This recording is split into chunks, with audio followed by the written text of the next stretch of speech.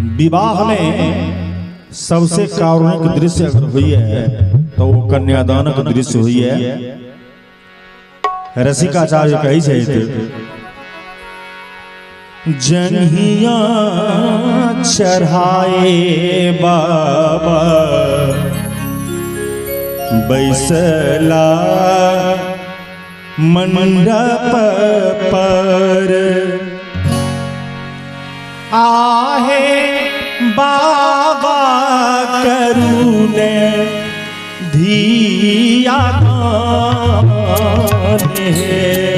आहे बाबा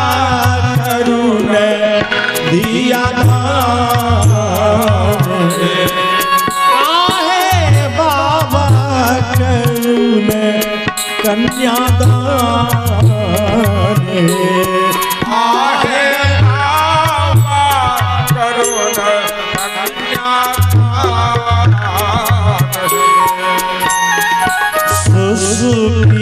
सुसुकी रोवे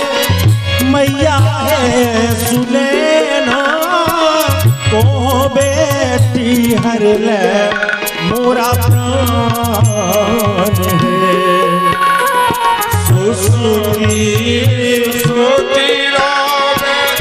मैया है सुने ना को बेटी हर ले मोरा मैया सुनैना के धीरज बनबई तो सखी सुनता है सब कही छथिन हे चुपे रहू मैया हे सुनैना चुपे रहू मैया हे सुनैना हे होठी का जग बेबहार है आहे होठी का जग बेबहार है आहे बाबा करुणे कन्यादान है।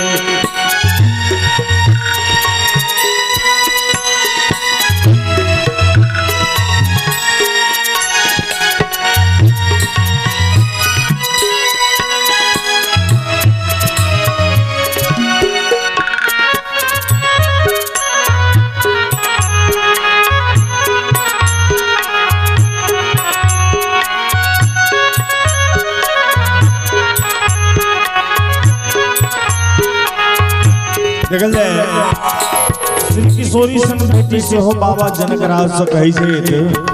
बाबा जाही लागी आहो बाबा नटुआ नचवला से हो बेटी भेल बिरान जाही लागी आहो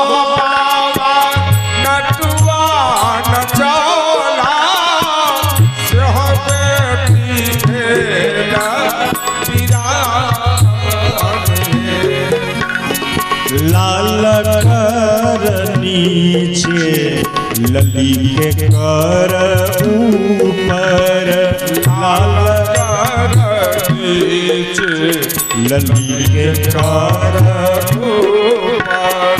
ताही में शोभेला फूल आहे ताही में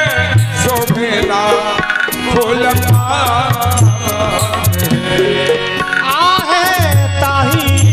शोभेला फूल माने आहे ताही में शोभेला फूल माने।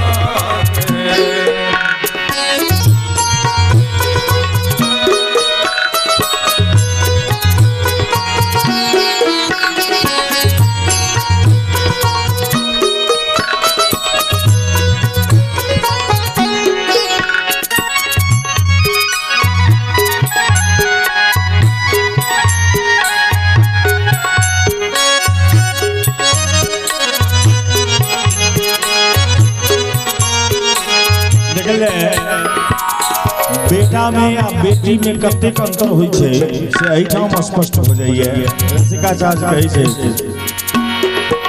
एक एक कोखिया सो जन्मल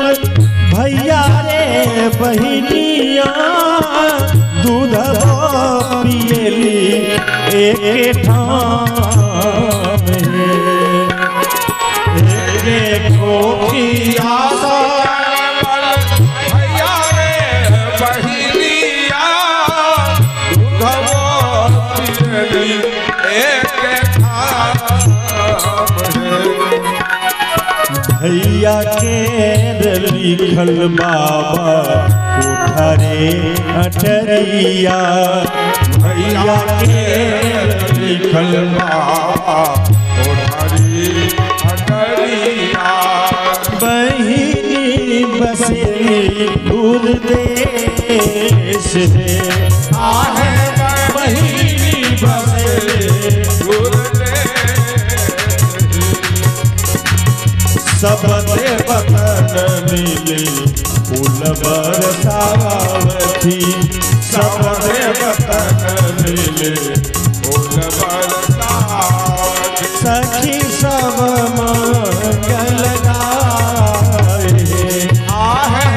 सखी सब मंगल गाए आहे बाबा करुण दिया